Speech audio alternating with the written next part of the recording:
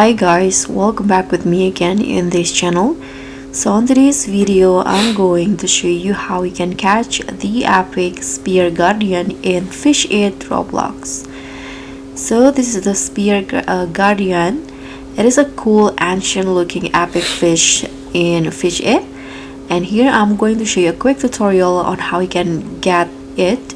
So first, for the locations, you can get it on the ancient jungle.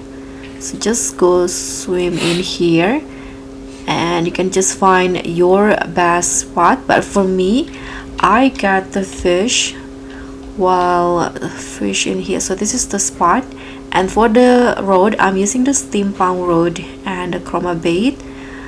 So for the location, you can go fish in here, or the second spot you can go in here right in front of the this temple.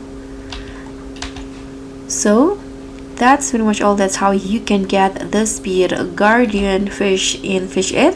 Thank you so much for watching. Don't forget to like, comment and subscribe. Also click on the thanks, and I'll see you in the next one.